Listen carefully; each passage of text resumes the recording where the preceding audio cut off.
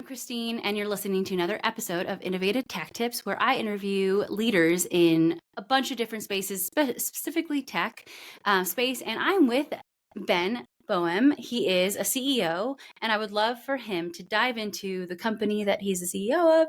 And I think, again, I don't want to speak for him, but I'm pretty sure he founded it too. But again, I'm going to let him speak and tell his side of this, not his side of the story, his story. So thank you, Ben, for being here. And can you tell everyone what you do and what makes Yeah, your heart? yeah, absolutely. And I think I will go into my side of the story. I think that's a good, I'm going to Yeah, tell my chicken yeah, bits. So yeah, I, yeah. I agree with that. No, Christine, thank you for having me on your show. I've been looking forward to this, and it's great to finally meet you. I mean, even though it's over how it is, like how we meet nowadays, but great meeting you. Yeah, yeah. So yeah, my name is Ben Bohman, and I am the CTO and founder of Stratoshield AI.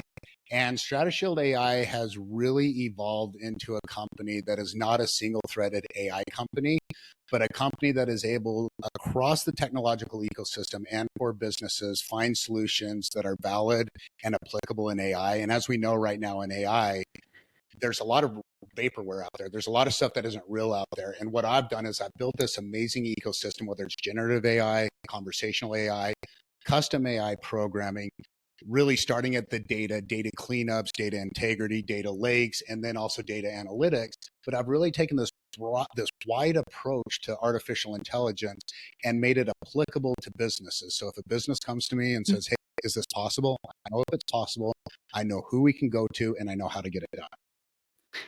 That's really refreshing to hear because I kind of make, running joke where it's like, it's kind of similar when people are like cloud. I'm like, okay, yeah, cloud is a thing, but like there's different parts of cloud. Like, what are we talking about? Like, explain yourself. So AI, I think people think it's like a foreign object or like something like scary. And I'm like, no, no, no, no, it's not. Like, obviously, like we want to talk about the governance of it, right? Like how it's being utilized, but at the same time, it's exciting and it's invigorating because I'm on the cybersecurity side, right? So it's like I'm getting companies ready to make sure that their controls are in place. They can get government contracts either from the DoD or federal agencies. So like from your perspective, it's really refreshing to hear that like you've already done like the legwork on understanding the different parts of AI and Mm-hmm. how they're practical to a business. Because I think yes, roadmap per se from like innovation is exciting, but also like people want what they can use today. Like, how can I use it today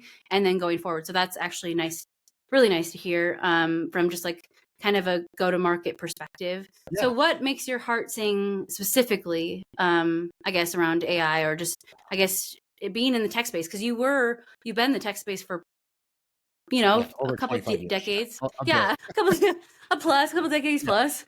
But yeah. a couple years. Well, Yeah. I'll tell you what, you hit on a couple things that I think if you talk about what makes my heart sing and what I like about AI. But first of all, it's a multifaceted approach. So there's several ways we have to look at it. But you hit on something really interesting that we're getting out of this phase right now, but most people see AI as either the Terminator or generative AI, right? And this in between space is really confusing. Now, what I love most about AI is applicable. And when we say AI, we're talking about the framework. And if you're in cybersecurity, there's a lot of frameworks we talk about, whether it's NIST or whatever other frameworks there are. There's a ton of them, but NIST, SASE, the other ones. So it's a framework. And we're not talking about real artificial intelligence. We're talking about a framework. And within that framework fits across the technological ecosystem. So if you're talking cybersecurity, you're looking at behavioral analytics in cybersecurity, and that's a part of machine learning that AI is doing. But I like that I can go across the technological ecosystem. I can have a conversation. But what I like most about AI is that I get to have just so many more conversations. Right now, there's philosophical conversations. There's the conversation of psychology and how it interacts with people and how humanity and AI are going to intersect and work together. And if humans are better with AI, if AI is better with humanity, you know what I mean? So there's Yeah. much about AI that I think right now it's just about talking. It's about having conversations just like this, just thought leadership and dialogue. And Yeah. that to me is what I'm excited about.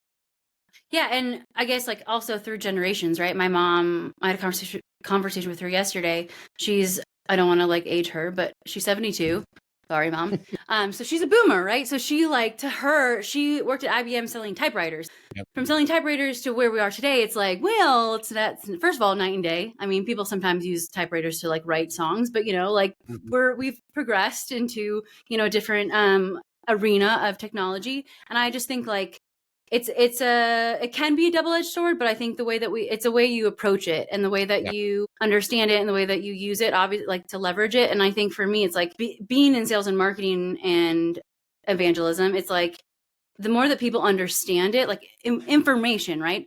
Trying to be unbiased to a certain extent, information that they can like receive in a condensed, digestible form is super important, I think. And AI can help with that in evangelizing, because I look at it like we're the superhero and we just need a sidekick. Like that's how I look at it. And it needs human touch for it to modify, right? To evolve. And I think people need to be aware of that. Like we are the ones that are designing it and progressing it and innovating it forward. It's like we need it to work better and adapt to our situation versus the other way around. And so with that, I guess would there be any like recommendations you hear in your area of expertise that would be, I don't want to say bad, but like maybe have like a growing opportunity to like, I mean, AI, there's probably a lot, but like, is there any common ones that you hear from other experts in your field that you're like, I would do a little bit more research when someone says that? Yeah, and that's even research and slowing everything down. Right now, we're at the point where AI is like arguing over if a ventriloquist puppet is real or else if it's being talked to through a ventriloquist. And we all know it's being talked to through a ventriloquist, right? So that's kind of where we're at with AI right now. So I think the biggest thing to think about is we're going to see some substantial changes and evolution of AI over the next year. And what that means, and me even being someone who my business is based around AI and helping companies with AI, it's slow down. If there's not an ROI, if there's not a use case, if there's not a clear efficiency being formed for your business, well, then let's wait, because 1 year from now, this technology is going to transform and evolve so fast that it will get there. But right now, I hear a lot of boards and I hear a lot of executive boards saying, what's our AI initiatives? Because everyone wants to, like the cloud, right? Just you mentioned the cloud. It's the same thing. What's our cloud initiative? Well, calm down. You don't even know what the cloud is.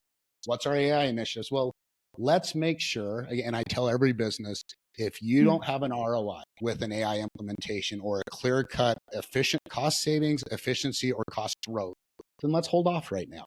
The other thing is, I talk more about AI readiness, which means let's get your data ready. Data is the lifeblood of AI. If you have bad data, you're going to have bad AI. So let's clean up the data. Let's get your cloud, your data lakes, and everything clean. And then let's see what we can do with that data with artificial intelligence. Does that make sense? I, I don't know what feeling I have from that, but like it drives me crazy how just like a dumpster fire first party data is. Like as being a sales and marketing I guess fan or advocate, it's like when people are like, "Hey, let's buy a list." I'm like, you understand that that list is probably hasn't been up. Like I'm like, no, do not touch that with a 10-foot pole. Like get away. Yeah. Anyway, like You've got them there's. in your, and you're like, this I'm is like, horrible. yeah, I'm like, let's talk. Like let's talk. Let's come back. Let's scale back and talk about like what like, because it's usually a symptom to the problem. Anyways, not to go down that rabbit hole, but I just like first party data. It blows my mind. Blows my mind on how. Like one, it's like, yeah, there's some updates, but it's like if you go into Salesforce and you're like, there's like 10 records of the same thing. Like, again, I'm not trying to like throw, wrench into this dodgeball game, but it drives me crazy about how like people are like, well, let's outsource. It's like, hey, let's look internal first to figure out what we can do to like clean up a bit and do some like spring cleaning, and then figure out, because it starts with your data. And I just am like, I wonder, I always make the joke, I'm like, well, I wonder what the percentage of clean data that's out there, or you know what I mean, like, because it's like, are you going to get the right answer? I don't really know. So anyways, well, there's another aspect of clean data too that I think is important to talk about. That once your data is clean, we are used to right now looking at our internal data sets. And that's all we do is we look at internal and we're reactive to, and I think anyone who's been in sales has been part of a reactive sales team, meaning you're in constant panic mode. They're reacting to Q1, to Q2, and everything's already changed. The whole environment, the whole country's changed by Q2, and they're trying to react. what you can do once you get your data clean, and this is one of the most fascinating use cases for AI right now, is start pulling external data sets in. And if you think about supply chain and retail and some of the other type of verticals that there are that rely on external data that impact, let's say, weather, let's say events, other things that could happen within the community that you live in or globally that impact those cells, and start using AI for reactive. There still is a need for reactive analytics, but also for proactive and predictive analytics using not just your internal data sources, but external data sources that you can find anomalies and connections to. So the data just goes, it's just a huge thing when it comes to AI. And that's the majority of my projects I'm working on are data projects, because we're getting ready for this AI boom that's going to be happening and the initiatives that are going to be handed down. And if you want to do it right, then let's clean up the data. Let's leverage AWS and Azure and GCP and these huge credits that they're giving right now to save some money and start getting money put aside for your AI initiatives. There's just a lot of ways we can go about this. Yeah, and I also want to make a point too. I think people think, oh my goodness, if we invest in AI, then maybe we don't have to hire like butts and seats, right? And I think that's not how to look at it, right? No. AI is supposed to help productivity, and to me, I also think AI helps a little bit with collaboration as well, because if you're a hybrid worker or if you're a remote worker, it's sometimes you need to have those brainstorming sessions of ideas, right? And so to me, it's having machine learning or having just again generative AI. It's both of those things. It helps kind of because you forget things too, right? You're Yep. all we're constantly overstimulated by so many things. So it's switching from right side of the brain to left side of the brain. It's having that additional application or that sidekick, right, can really help kind of open up your eyes, being oh yeah, okay, yes, I remember that. It just reroutes your brain to in more of a productive, efficient way. So I think 100%. So I guess my next question is, again, I believe it's a science and an art too, right? With technology and business. And throughout your tenure, your career, has there been a failure of yours that has later set you up for success? Just to bring it back to your kind of your career journey. I feel like that this is such a good question, because I have to think which one, right? Which failure do I want to talk about? And I think that's in life. And it's so profound when you start thinking about failures in life and spinning those as positives, because I have had what a lot of people might consider a failure, but to me, I always consider them learning experiences, and I've learned. But I know early on in my IT career, one was having good backups and being thorough with backups was one that I learned, where I thought I lost a RAID controller on a server, and I thought I lost the whole accounting database that somehow wasn't backed up and I hadn't checked. And back in the early 2000s, they had the 2 R's, which is restore or resume, and one of them better work, right? That's how you look at it. And I thought, and so I did learn at that time, being very thorough with making sure, especially from an IT perspective and technology perspective, that my backups were in line and that I was proactive. And then you take that into cybersecurity, defense in depth, making sure that you have multiple layers of protection. And I think that is one. And then slowing down. I think that's been a big thing with mine, as technology starts coming out, and there's this whiz bang technology that comes out. And my first president of the company that I ran the IT team for, he was very adamant about not using whiz bang technology. And he was very adamant about your job isn't, it's not important that your job is easy, but that you make everyone else's job easier. Right. And having a good framework as far as how I looked at technology and how I looked at it. And then, of course, working for telecom companies and seeing some unfortunate failures and lack of communication across the board. I'm not picking on one telecom company in particular, but just seeing that this probably should be fixed, and it's something that needs to be addressed. Yeah. And let's take care of the customer and the business and the people, and make it about the people and communication. So failures and things like that. I've been around 25 years in corporate, and I could talk about this all day, of things that either I've failed on or I've seen businesses fail on that I've learned from. Oh yeah. I just call it passion, I guess. I'm very Yeah. passionate about a lot of things, and I see a lot in the market that businesses lose sight of their fundamentals, right? The Yep. reason why you start a business is to solve a problem, right? And to make it easier for the customer, not make it harder for the customer, right? And then especially communication through different departments. I think it's mind blowing about like, you didn't mention this to someone, like you didn't want to like just give someone a heads Yeah. up, like, you know what I mean? It's just like, and it's just like the simplest things. And then and sales and marketing wise, like it blows my mind how just, and this goes outside of tech, but overcomplicating a go to market message, like Yep. not to go down that rabbit hole, but Well, I think we yeah. should about AI. It's an interesting concept. And you said, well, we shouldn't have AI replacing humans, right? There needs to be the human touch. I 100% agree with that. But if we take AI and use it where there's a breakdown in humans. So when you talk about a lack of communication, it's because a human feels emotions about giving bad news. They might feel emotions about relaying something or having the conversation, or they might forget.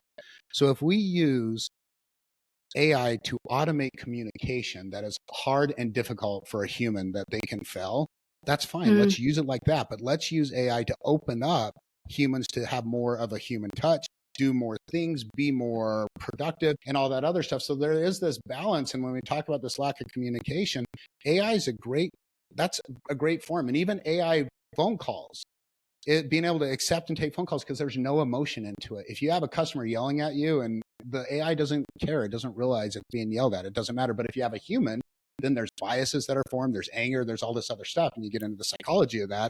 So anyhow, it is. I could talk. It's just another thing that I think we could talk about, and I mean, there's so much more. But yeah, there needs to yeah. be the human touch.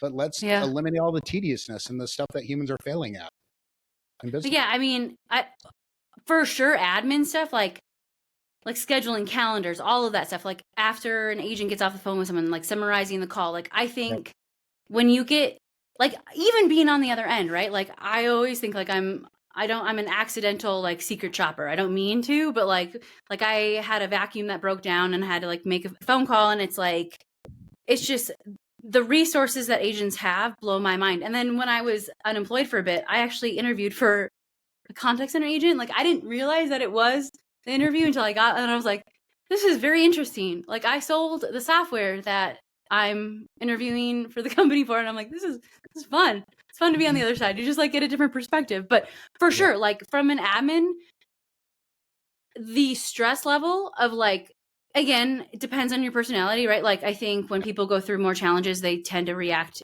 more, I don't know, they have, again, like there's different levels of like fight or flight, right? And so Yeah. it's like when someone's a first job, let's say in high school or out of high school or just like in general, and they have to figure out how to leverage their resources, Mhm.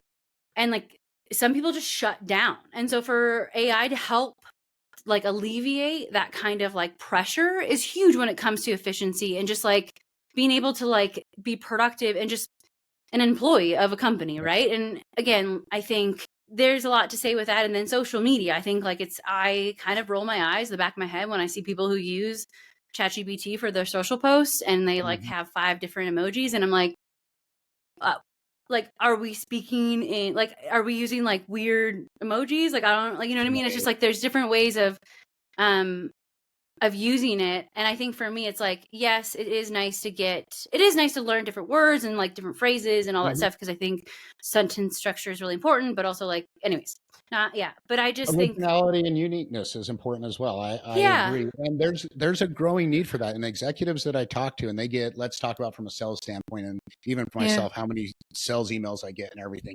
You know now what's sent AI and what's not, and it's using words like critical and crucial and essential, or I'm keen to. I got one that said I'm keen to. It's like no one says I'm keen to, you know. But what I would yeah, say is, if you use AI to write, that's not bad, but go back through first, have it be your idea. So tell AI what you want it to write. So it's your original thought. And then go back through and edit it to be human and edit it to be like you are. yeah, Or I mean, I yeah, teach my AI to be like me, and maybe it's because I have a little bit more advanced like knowledge in how to talk to AI. So I can get yeah, AI to write some very personable and very human like responses and stuff. But yeah, yeah, I think you're right. There is yeah. going to be a need for the human touch more and more, as humans want that, and AI is distancing us from that in some ways. It'll come full circle, but yeah. Yeah, and I mean, I do think it's a little bit better that they have that, like they write in your voice, like their tone, like the way, because I think it helps also from just writing blogs and like when it comes from your vernacular and how you speak. I think that that's really important. I started using, I don't know when Grammarly actually launched, but I think when it was first starting out, I like downloaded it, I started using it. But I will say, like, it's a tool, right? It's not Yeah. 100% going to be correct, and I've definitely caught that. Yeah, it's just just an interesting, I guess, like, way to think about it. So, another question. With the failure piece, what's been your most memorable moment of your career so far? Just because you've definitely, yeah. No, I Yeah, what's mean, your most memorable honestly, moment? starting my own business has been just such a fun and unique challenge. And Mhm. when I think about my whole life working in corporate since I was 20 years old and running an IT team, right, in an IT department in Utah for an international printing company, this Mhm. whole time my voice and my messaging was always aligned with the business, and that's not horrible. That's not bad. It's just how it was. Mhm. But Mhm. right now, I feel like what I'm able to do is every day I'm relaying a message that is pure, that is Mhm. mine. I don't have to ask for permission to be able to talk about it. I don't need to ask, is this okay from a corporate standpoint that I'm talking Mhm. about it? Mhm. And as I won't say in some ways it's difficult. I mean, every time when you start from scratch, like I have to grow a Mhm. business, grassroots with nothing and no investment. And Mhm. I mean, literally nothing. It can have its challenges, but every day I wake up and what I'm doing is me, and Yeah. Stratoshield AI is me, and that's who I am. And my AI Insights, the executive brief series I'm doing, it's me, it's who I am. So I just like that right now I'm at a point in Mhm. my life where I'm doing something that is pure and it's me. And that just, to me, that's the highlight of getting to a point in my career where I can do that. Yeah, no, I kind of make a joke, and I don't like, no shade to IBM, no shade, but like my mom sold typewriters and stuff like that, and I think sometimes it's like, to your point, you, like, since you own a company, right? You can obviously, you want to know what the tone is, the go to market, like just all that messaging and stuff. And I think when people work for big corporations, I think that that is a growing opportunity for those corporations to let their Mhm. employees have their own authentic voice, because that could be their best asset, is Yeah. having that piece. And yeah, I just think, like, and again, when a business gets bigger, like, there's extra layers, and you, like, obviously, like, getting to know the employees, like, you don't really have that close knit relationship as much. But I do think the more that you can, yes, have a social media, or like have a, like a, I guess, an employee advocacy plan in place, or like, I guess, just like, I don't want to say rules, policies. I'll Yeah. use policies. I Of feel like course. rules, I'm like, but but also at the same time, I think today with social media being so, like, it could Hmm. be your best asset, but also could be your worst nightmare, right? Okay. Like the fan, it's almost like you're sending out a PR press release, like, all the time. Yeah. But I do think it's in their best interest to have employees or just leaders in the organization speak on their own behalf.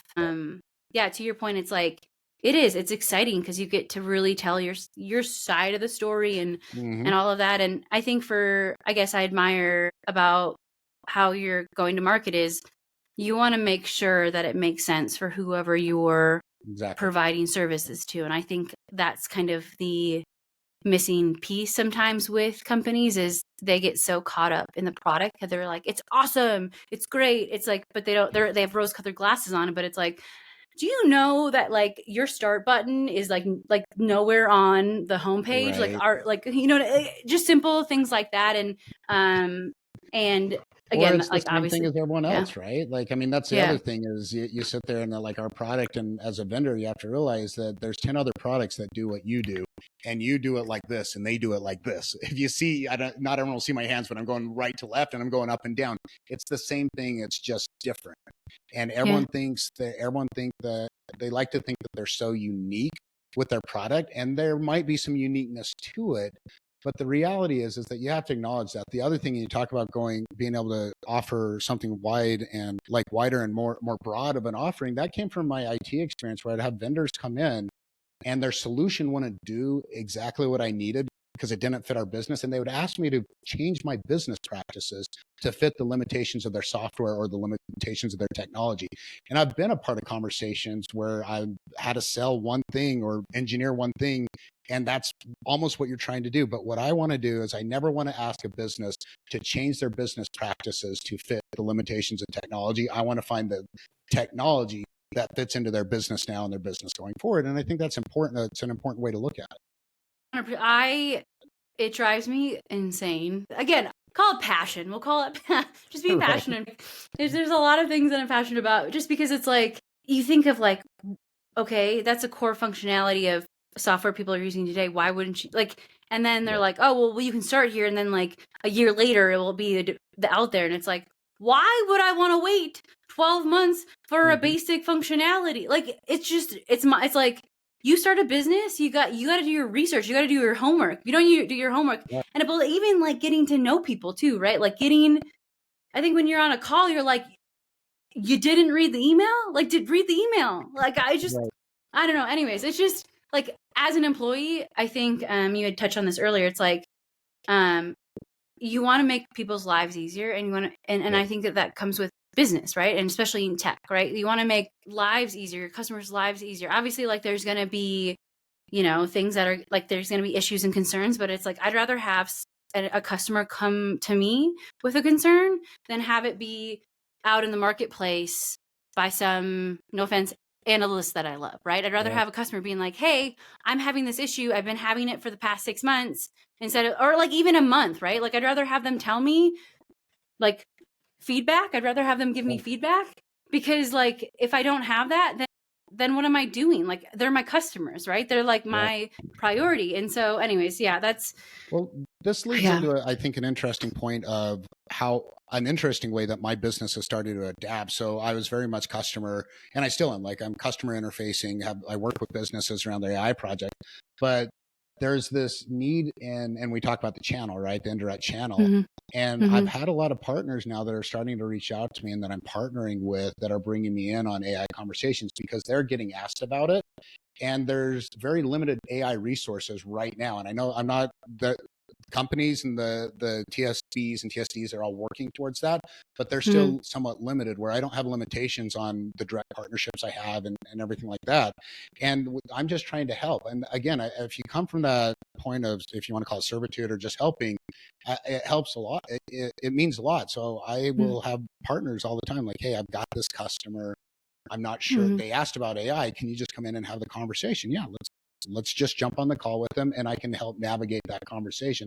And that's been a surprise. And it doesn't surprise me when I think about it. But when it first started happening, I was like, oh yeah, this makes sense. There is a huge need, and very few people who understand the executive conversation with AI. Yeah, and I also kind of, again, I'm very passionate. I just like to preface it that it's like when people just like push ChatGPT or like OpenAI, just like very just popular applications instead of other solutions that could be better suited for Right. what they're providing, right? With the solution they're providing. And so to me, it's like, when I see that in the marketplace, I'm like, there's other solutions out there than the shiny object. There's a lot Yeah. more.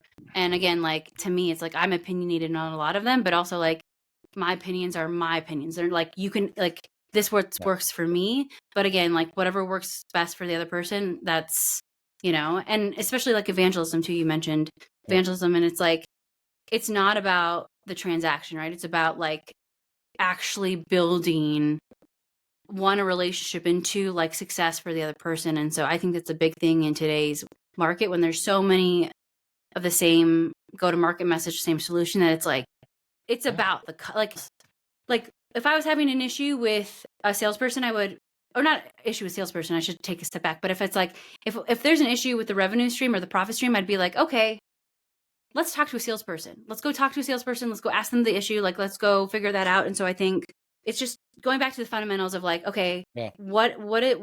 how can I help you, and how can we get there? And I guess my question to that is there a certain, I guess, specific situation where what you did, like your work or what you were providing, that changed someone's life or someone's company that you didn't expect? Like, was there I So guess. this is an intro, and I've always talked about this, even as I was evangelizing. I talk about how to talk to businesses about technology, and we've heard it. I didn't come up with it. People, processes, and technology, and connecting with the people first. But what I've always said is be someone who can solve a problem. And I don't know if I've been like with technology, I've impacted someone's life, right? Where it's been this big Yeah. life changing impact. But what I can Mm. say is my biggest memories I have throughout engineering and the bit I was in sales and all the other stuff was when a customer, I was having a conversation about my product and they had a problem that I wasn't going to get paid on, but I knew how to solve. And I presented that to him and I helped him out just because I knew that's what they needed. They didn't need my solution. They didn't need me. They didn't need my company. But what I knew was how to solve the particular problem they were having. And I put them in touch with the right people and I took that off their plate. That's rewarding. The sales will come. The money will, it's just natural, right? You have enough conversations, the money will come, the sales will come. But what doesn't click with some people is, oh, I can't do that. And I have so many people, well, how am I going to get paid on it? Why do you care how you're getting paid on it? That's your, I'm not saying you're not going to be successful because that's too, you will be successful. People will be successful and they'll figure out, but it's so narrow minded to think like that. Think of not how do you get paid on it? How do you help your customer out? How do you help them solve their problem? You will get paid. That's just how it works. But don't walk away from something because you don't think you're going to get paid on it and you don't think it's going to be worth your time. Solve problems, help people out. I know I'm getting on my soapbox now. I'm like, come on, do it. But Yeah, no, it's hey, important. call it passion. You're passionate. Like Yeah. I'm gonna like this blanket. You're passionate. Yeah, I am a firm believer of the same. I think the same about that. It's like if you can help a person breathe easier in the day, like that to me is more impactful than like Percent. again, money is great. It pays bills, it Yep. buys nice things, but also at the same time, it's like if you know the answer, like help. Like go Yep. at the end of the day, it's like you'll end up getting rewarded down the road. It might not be at the like the moment, right? Like right there, but it's like people are going to remember that you went one above and beyond, that you like it wasn't a part of your scope, but also like that you were able to make that connection. Because I think if you get back to fundamentals, it's like people want one to be connected, like they want to be connected, but they also want to help others, like service of others. I think like that's a core part of us as a like humans. And so I Yeah. think like if you can do those things and make those kind of like yeah like just the outlook of it, right? Like and even not even the customer but like their employee too. I think when we think about helping a customer, right, we think about just like what they're offering, but it's also like adding in like okay, how does your employee interact with it? Like Yeah. because I think when you make the employee's life easier and then like both, I think like that's like you won the jackpot for that. I think that Yeah, that's and I just just thought of actually a really interesting scenario that happened to me. It was about 6 years ago, and it was a dental company that I had sold a SD-WAN and worked on an SD-WAN project for, and they were having problems with the SD-WAN coming up at one location, and it was in Arizona. So I live in Las Vegas, and it was in Phoenix. The CIO was in Florida, and he couldn't make it out, but he's like, I'm having so many problems, and I was like, look, I'll just drive out. So I got in my car, drove, 5 hours to the dental place, and I found out that they had double installations on all their stuff of their virus protection. And so I sat there and I stayed all day, and it had nothing to do with me, but I just uninstalled, made sure they had one virus protection on there that was licensed. And I went through 30 or 40 computers, uninstalled the dual installations, and just using my IT background and everything, helped them out with it, made sure that we got their internet up and going and that was working. And I didn't make any money. I actually got lectured from my executives for doing that, saying that you don't need to do that. And I'm like, but to me, that was rewarding. And that so that's a good example, I think, of just something. Just go do it. Like if I had the time, why not? yeah like that. And to them it's like it opens up their eyes too, because it's like okay, because again I think we move so fast in the day that we don't realize like double insulation, like that's like like to me I'm like what anyways, but just it's important to do those things because it's like when you're educating them, I don't know, it's just yeah, acts of service is super important, 100%. especially in business. Okay, so another question, because I'm a bookworm, there's a lot of books out there. Has there been a book that has influenced your life or like you the most? And then do you have any like books that you give out most as a gift? It could be a book or Let's books. see. So there's so many books that I read, and I'm a huge Audible fan, right? So I like, especially when I was traveling. I mean, I'd go through so many books. I know that Colin Powell's books were from a leadership standpoint, and I can't remember the name of his. It was the last one he wrote, but there was so much humility from a man, and he's like one of the most famous generals in United States history. But he was so real from a leadership standpoint. He acknowledged even his own mistakes, some very probably difficult mistakes for him to acknowledge. He talked about how he grew up, his ideas in leadership, and to me, that was probably one of the most impactful leadership books that I've read. And man, I'm trying to think.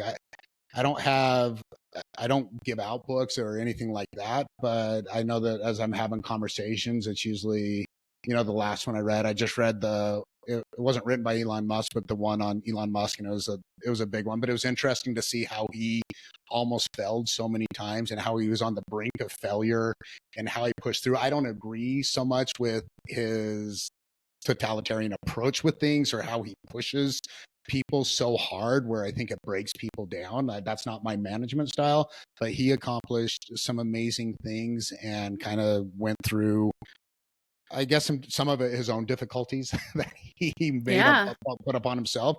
But that was another good one. But yeah, I liked it.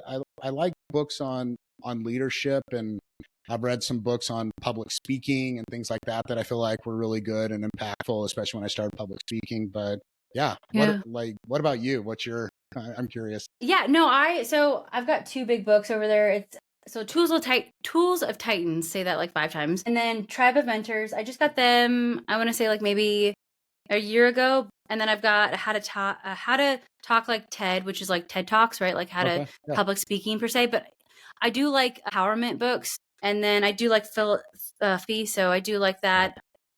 I'm just trying, like, so those are the Tool books I do like. He does have a podcast too. Hmm. So Tools of Titans, he interviews world performers, Olympians, but it's just basically like I don't know if it's their advice, but just kind of their insights, right? Like kind Yeah. of why I started this podcast too, because it's like Yep. there's so much to learn. And I think like, again, I've definitely absorbed a lot of things, but in life, and learned a lot of things, but I also think like it's good to share and good to talk about it, Yeah. because I don't think people know enough. I think they can learn more. And then Tribe of Mentors is basically advice. Same thing. Like he interviewed a bunch of people and just kind of like CEOs, legendary like investors. Anyways, Yeah. giving advice, short advice. Because I think one, I do have Audible too, so I do listen to that too. And yeah, there's a lot of books. I'm just trying to think of like if there's Simon Sinek. I like Speed of Trust. Yeah, Speed of Trust is really good. I'm just trying to see. I'm like looking at my bookshelf. I'm like, You're what looking at. else do I have? Have you read The Art of the Possible or The Art of the Possible? I think it's The Art of Possible or The Art of the Possible. I have to look it up, but I just remember that being a really good one. Just like what's possible, what you can actually do, what you can actually accomplish, things like that as well. Yeah, there's so many. I've heard There's it. so much out I've there, heard right? it. Or Yeah, just I've heard it. I'm trying to think. I'm like, have I read it?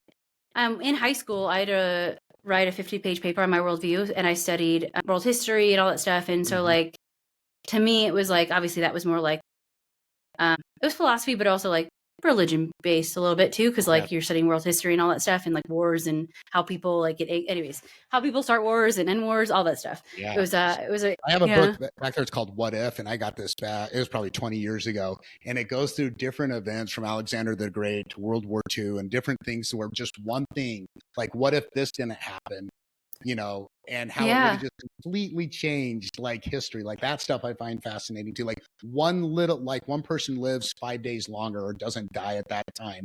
Or someone, Germany gets through to Russia instead of being stopped in Russia, like things like that. It's just amazing to think yeah. how close we are to history being just completely different.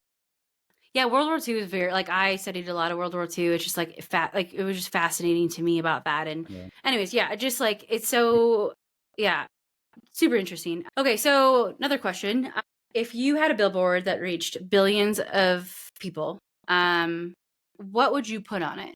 It could be a phrase, it could be a quote, it could Question. be things that you live by. I mean, from a business standpoint, it'd be like where AI meets humanity, and we talked about that. And I think that's something that I'm really trying to preach and talk to businesses about and focus on is this intersection of humanity and AI. But I don't know, like for me, if there's one message, I mean, forget about business. I think that's what we do every day, but it's just about empathy and compassion for everyone and acceptance. And I love thought leadership. I love conversations like this. I even love conversations where it's not like someone's bringing up something that I don't agree with or they don't agree with me, and it gives me a different perspective. But start listening more instead of talking. Start hearing what people are saying, start feeling what people are feeling instead of just jumping on how you feel and how I mean, I could go on forever on Mm-hmm. that, but it's just more around humanity. And like I just have a huge compassion, I think, for overall for people, and I just want to see everybody succeed. I want to see everyone do good. And I know business is a weird spot to be in sometimes because I just operate at a different moral compass and code, and Mm-hmm. I will allow myself to be taken advantage of before I'd ever take Mm-hmm. advantage of anyone else. It's just how I'm wired. Mm-hmm. But I think we can do so much better just giving people understanding, listening, love, empathy. I know it's Yeah. corny, but Yeah. it's just No. Yeah, where I would.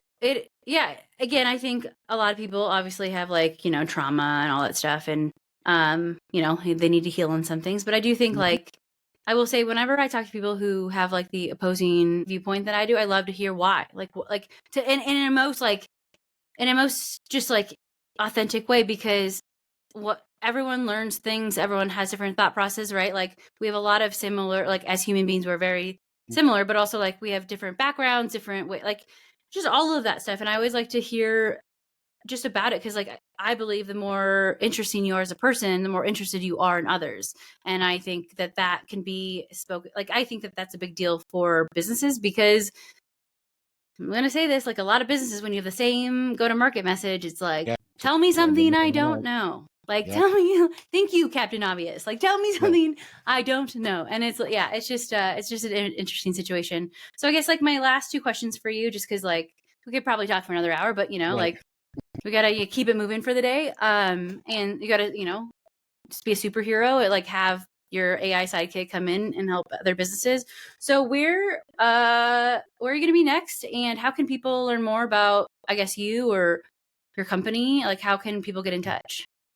So I'm based out of Las Vegas, but interesting enough, I don't really work with a lot of businesses in Las Vegas right now because most of my outreach has been outside of Las Vegas. But yeah, definitely, if you're ever anyone who's listening wants to get together, have a conversation, grab a cup of coffee near Las Vegas, you can reach me on LinkedIn. I think that is honestly Benjamin Bowman on LinkedIn is one of the easiest ways. Also, I would say in sharing my vision with my series. I call it a video series, not a podcast, but AI Insights the Executive Brief, which you can find on YouTube at the Executive Brief. I think that's another interesting way to get in contact and see how I think. But most importantly, you're seeing CTOs, CIOs, CEOs, CMOs, but executive suite professionals who are talking about AI and how it's impacting them and how they're approaching the conversation. So there's a lot you can learn whether you have a desire to be an executive, whether you're an executive wondering what your peers think about, or whether you're in sales and want to be able to talk to executives at their level. So that's interesting. That's like join me on LinkedIn and reach out and let's just jump on a call. I'm happy to have any conversation with anyone. Yeah, That's cool. Well, cool. Thank you. Appreciate your time. And I'll make sure I'm going to put in your YouTube channel after in the info if people want to check out your video series. And then I will also put in your website and then obviously LinkedIn. I'll tag on LinkedIn. yeah, So, and yeah, thanks for your time. Appreciate it, Ben. yeah. Thanks, Christine. Bye.